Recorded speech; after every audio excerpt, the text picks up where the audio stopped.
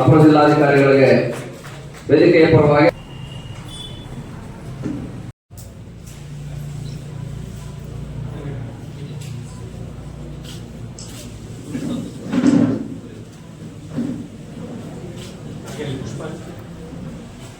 ಸಂಗೀತದಲ್ಲಿ ಯಾಕೆ ಯಾರು ಬಿಟ್ಬಿಡಿ ಹಾಕಿ ಸರ್. ಶ್ರೀ ಶರಣನುಲಿಯ ಚಂದ್ರಯ್ಯನವರಿಗೆ, ಶ್ರೀ ಶರಣನುಲಿಯ ಚಂದ್ರಯ್ಯನವರಿಗೆ.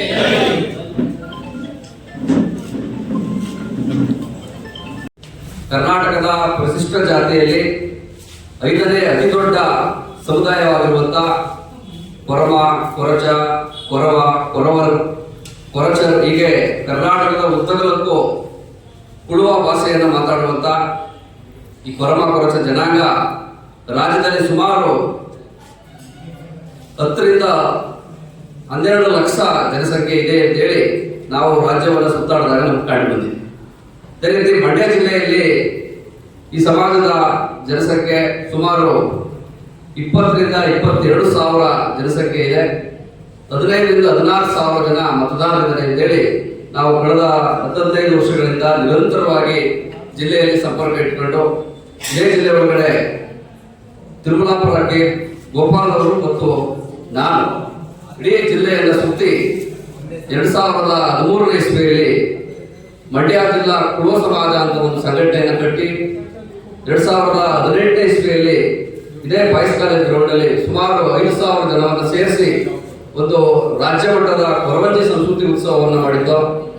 ಕಳೆದ ವರ್ಷ ಡಿಸೆಂಬರ್ 28ನೇ ತಾರೀಕಲ್ಲಿ ಡಾಕ್ಟರ್ BR ಅಂಬೇಡ್ಕರ್ ಭವನದಲ್ಲಿ ಮತ್ತೆ 2ನೇ ರಾಜ್ಯ ಮಟ್ಟದ ಕೊರವಂಜಿ ಸಾಂಸ್ಕೃತಿಕ ಉತ್ಸವವನ್ನು ಆಚರಣೆ ಮಾಡೋದ್ರ ಮುಖಾಂತರ ಇಡೀ ಜಿಲ್ಲೆ ಒಳಗಡೆ ಏನು ದೌರ್ಜನ್ಯ ಮತ್ತೆ ದಬ್ಬಾಳಿಕೆಗೆ ಒಳಗಾಗಿ ಸಮಾಜದಲ್ಲಿ ಆರ್ಥಿಕವಾಗಿ, ಸಾಮಾಜಿಕವಾಗಿ, ಶೈಕ್ಷಣಿಕವಾಗಿ ಎಲ್ಲ ಅವಕಾಶಗಳಿಂದ ವಂಚಿತರಾಗಿರುವಂತ ಏನು ಒಂದು ಅಸಂಘಟಿತ ಕೊರಮ ಕೊರಚ ಅಲೆಮಾರಿ ಜನಾಂಗವನ್ನು ನಾವು ಇವತ್ತು ಮಂಡ್ಯ ಜಿಲ್ಲೆ ಒಳಗಡೆ ಈ ಮಟ್ಟಿಗೆ ನಾವು ಮಾಡಿದ್ದೀವಿ ಅಂತಂದ್ರೆ ಅದಕ್ಕೆ ಮುಖ್ಯವಾಗಿ ಡಾಕ್ಟರ್ ಬಾಬಾ ಸಾಹೇಬ್ ಅಂಬೇಡ್ಕರ್ ಅವರು ಕಾರಣ.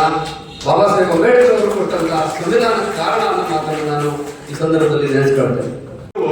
ಜಾರಿ ಕ್ಯಾರಿಯರ್ ಅದನ್ನೂ ಗಮನಿಸದೆ ಅವರ ಕಾಯಕದಲ್ಲಿ ನಿರಂತರ ಆಗಿದ್ದಾರೆ.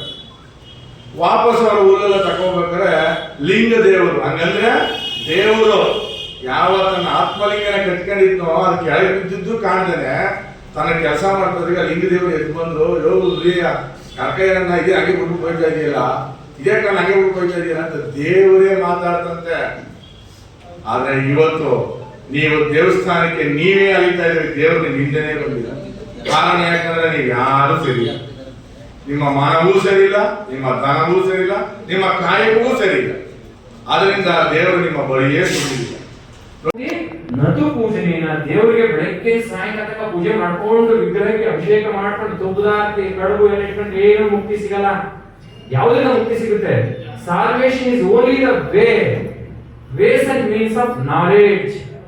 ಯಾರು ಜ್ಞಾನವಂತರಾಗ್ತಾರೆ, ಯಾರು ತಿಳುವಳಿಕಸ್ಥರಾಗ್ತಾರೆ, ಯಾರು ವಿದ್ಯಾವಂತರಾಗ್ತಾರೆ, ಯಾರು ಶಿಕ್ಷಕರಾಗ್ತಾರೆ, ಅವರು ಮಾತ್ರ ಜೀವನದ ಮೋಕ್ಷವನ್ನ ಕಾಣಲಿಕ್ಕೆ. ಮೋಕ್ಷ ಅಂದ್ರೆ ಏನು ಮೋಕ್ಷ ಅಂದ್ರೆ ಸಕ್ಸಸ್, ಯಶಸ್ವಿ ವ್ಯಕ್ತಿ ಆಗ್ಲಿಕ್ಕೆ, ಸುಂದರವಾದ ಬದುಕನ್ನು ನಡೆಸಲಿಕ್ಕೆ, ಸಂತೋಷದ ಬದುಕಲಿಕ್ಕೆ ಸಾಧ್ಯವಾದಂತಹ ಪ್ರಕ್ರಿಯೆ ಮೋಕ್ಷ.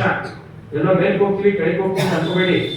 ಇಲ್ಲಿ ನಂಬಿಕೆ, ನಿಮ್ಮ ನಂಬಿಕೆ, ನನ್ನ ನಂಬಿಕೆ. ಆದ್ರೆ salvation is equal to success, a peaceful life, happy life, dignified life. ಘನತೆಯಿಂದ ಜೀವನ ನಡೆಸಲಿಕ್ಕೆ ಸಾಧ್ಯವಾಗುವಂತ ಸಂಗತಿ ದಟ್ ಈಸ್ ಮೋಕ್ಷ. ಅದನ್ನ ಹೇಳಿದವರು ಜ್ಞಾನೇನ ಮುಕ್ತಿ ನತು ಪೂಜನೇನ.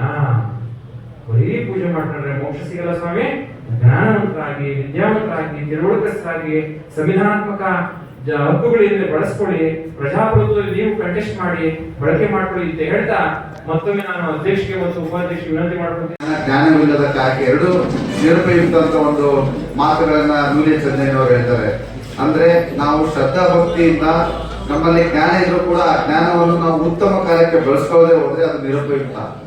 ನಾವು ಕಾಯಕವನ್ನು ನಮ್ಮಲ್ಲಿ ಚೆನ್ನಾಗಿರೋ ಜ್ಞಾನ ಇದ್ರೂ ಕೂಡ ತಪ್ಪಾದ ಒಂದು ಕಾರ್ಯದಲ್ಲಿ ತೊಡಗಿಸಿರೋ ನಿರುಪಯುಕ್ತ ಅಂತ ಹೇಳ್ತಾರೆ. ಅದೇ ರೀತಿಯಾಗಿ ತಪ್ಪಾಗಿರುವಂತಹ ಕೆಲಸಗಳಲ್ಲಿ ನಾವು ಜ್ಞಾನ ಬಳಸ್ಕೊಂಡ್ರೆ ಅದು ಕೂಡ ತಪ್ಪು ಅಂತ ಹೇಳ್ತಾರೆ. ಸೊ ಅವೆರಡೂ ಅವರ ಒಂದು ಆದರ್ಶಗಳು ಇವತ್ತಿನ ಒಂದು ಜನಮಾನಕ್ಕೆ ಪ್ರಸ್ತುತವಾಗಿದೆ. ಅಂತ ಮಹಾನ್ ವ್ಯಕ್ತಿಗಳ ಒಂದು ನಾವು ಜಯಂತಿ ಮಾಡ್ಕೊಳ್ಳೋದ್ರ ಹಿಂದಿನ ಅರ್ಥವನ್ನು ಇಷ್ಟೇ.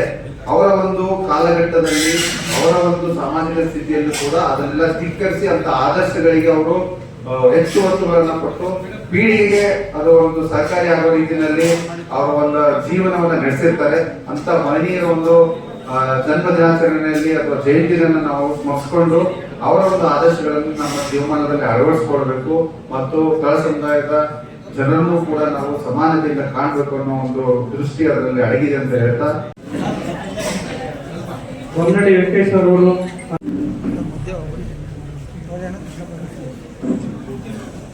ಗೋವಿಂದರಾಜು ಟಿವಿ ಸಣ್ಣ ವೆಂಕಟ ಶೆಟ್ಟಿ ಏಡಬಲಿ ಕೂಡಲ ಸಂಗಮದಲ್ಲಿ ಕೆಲಸ ಮಾಡ್ತಾ ಇದ್ದಾರೆ. ಅವರು ಕೂಡ ವೇದಿಕೆ ಮೇಲೆ ಬರಬೇಕು.